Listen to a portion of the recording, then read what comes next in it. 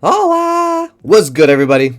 Today we're going to be breaking down UFC Fight Night Moreno versus Kavanagh. I'm only going to be talking about the main event because honestly, honest to God, we got all jobbers on this card, alright? I'm not going to try to give you guys opinions. I'm not going to try to break down a fight when I don't know the two fighters, okay? I could break down a couple fights on this card. We have a couple guys that we do actually know about. But in reality, what we care about is this main event in Mexico, alright? Talk about a downgrade. You guys remember last year's, was it last year? No, 2 years ago, UFC Fight Night Mexico. That was the Sphere. And now we have Brandon Moreno taking on Loner Kavanagh on short notice. Bro, we've downgraded so bad. Let's see if UFC Paramount, let's see if we can pick up the slack in the next couple months, maybe a couple years. Because it's not looking too good. We got one good event at the beginning. We had alright event with Diego Lopez taking on Volk. But after that, it's been rough. It's been rough. So let's get right into it. As we know, Kavanagh is taking this fight on short notice. It was supposed to be Brandon Moreno against someone else. That other person dropped out. Kavanagh stepped in. And I'm not going to lie, guys. The question of this video is, does Kavanagh have a chance to win? You guys, if you guys bet on this fight, if you guys know anything about the UFC, about the sport, you know that taking a fight on short notice is not like a good idea.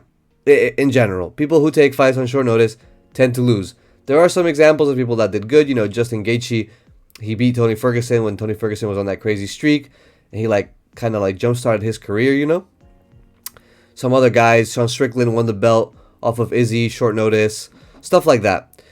But in general, taking a short notice fight against someone like Moreno is not a good idea. But let's talk about these fighters individually, all right? Kavanagh, good leg kicks, really nice and hard, pause. When he disengages, he leaves his chin up in the air. We saw him get rocked in the Santos fight, and then we saw him get put out cold by Johnson. He was in the clinch kind of, in the pocket. He was boxing, body, head, steps out, leaves his chin up in the air, hands down by his fucking waist, just eats an overhand. I don't think Kavanagh has there's no danger for Kavanagh getting put out like he did against Johnson, just cold in this fight. Against, Brandon Moreno doesn't have that crazy one-shot quitter power, especially not with his hands. But yeah, man, other than that, Kavanagh has really good distance control. He stays out of range. He's very patient for his age. He's a very young fighter. He's only 9-1 in general, his record. I'm pretty sure he's still in his 20s. He has really good range, really patient for his age, and he's like a decent grappler, right? So I say decent because he is good enough on the floor, good enough in the ground and pound. If you put him in the full guard, he's going to ground and pound you. He's good enough to then get up and stay up on the feet, right? So what he wants to do and what he's going to want to do in this fight is keep it standing against Moreno. There's not going to be any situation where he's like, yeah, let's try to wrestle him. Let's try to fucking shoot a double on the guy that loves the guillotine. Let's get a single. No. This is going to be, any wrestling, any ground game is going to be initiated by Moreno in this fight. He's not as good as Moreno on the ground. I think Moreno's grappling is significantly better, especially his grappling offense.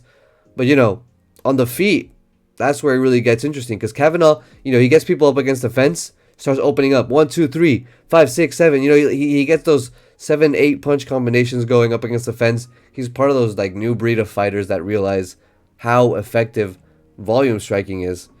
So yeah, if he gets Moreno up against the fence, he can get shit going. He has good defense against the front headlock. We've seen him get put in situations with the guillotine. If he gets put his guillotine into the left side, he knows to move his body to the right, take all the weight off of the guillotine. He has some good defense against them front headlock submissions.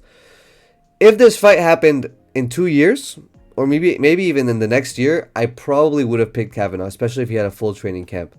But the situation is we're against Moreno. The 5-round experience, that's really the thing, Moreno, you're not going to put out Moreno in the beginning, especially not like Tyra did. We saw Tyra grapple him, get on top, and then just ground and pound him out. That's really the only way you're going to get Moreno out of there.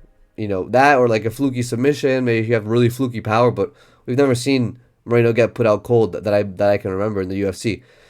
I'm pretty sure Kavanagh's not going to be able to do that to Moreno in the early rounds, so this is going to end up being a late rounds fight. And who do you favor in the late rounds fight? Do you favor the guy that's never been in a 5-rounder in the UFC, 9-1 record, super young, super inexperienced?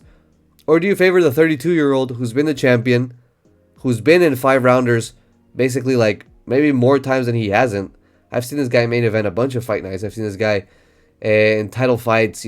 This guy's been, Brandon Moreno's been in 5 rounders for a long, long time.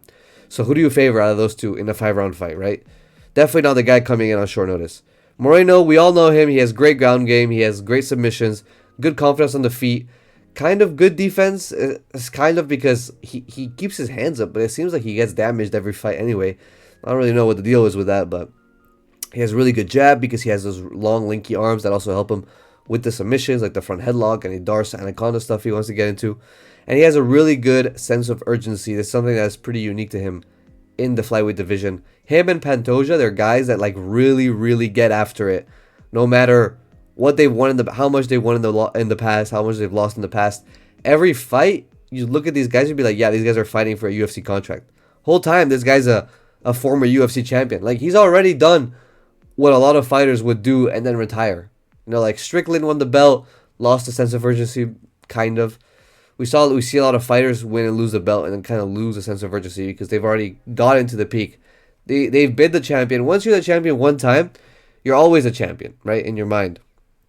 That's just how it is.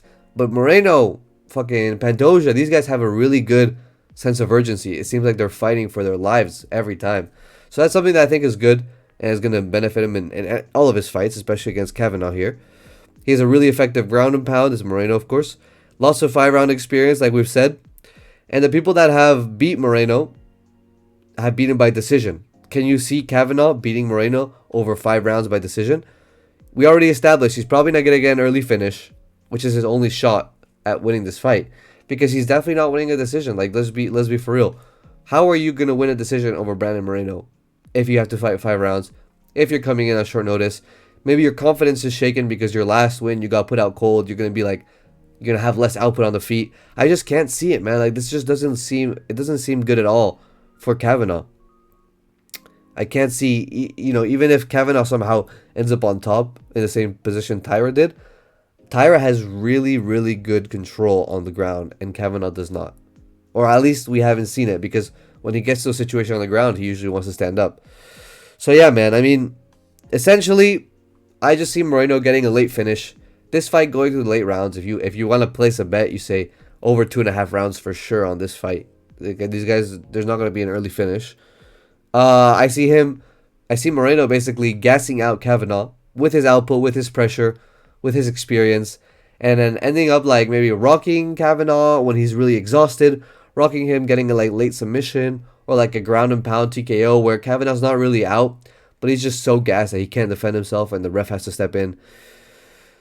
It's rough, man. Round 4, round 5 TKO submission. Basically, round 4, round 5 finish for Moreno. If this fight had happened in 2 years, again, Brandon Moreno, he'd be 34. That's already old for the lighter weight classes, right? Kavanagh, he'd be entering his prime probably. He'd probably have gone 4 more fights. His record would be something like 13-1 or 12-2. Like, he'd be super established. Brandon Moreno would have taken a couple more losses in that time. I would have seen Kavanagh winning that fight, probably by decision, probably by late finish. But man, he came in on short notice. I can't imagine getting a win early.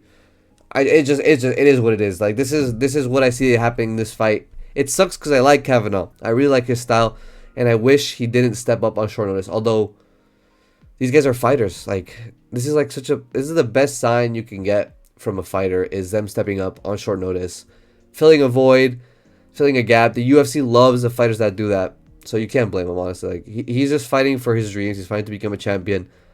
If he beats Moreno, instant star in the flyweight division. Instant star. He's in the second tier. So champion tier, we got Joshua Van and Pantoja. The first tier, we have Taira, Manel Cap, Muhammad Makayev if he comes back, Kyoji Horiguchi. And then tier 2, it's Kavanagh. Kavanagh's right there with Brandon Royval. Like, they're going to be right there. If Kavanagh can win this fight, which honestly I just can't see happening, he'll be right there. He'll be 1 win away against one of these like higher ranked guys from a title.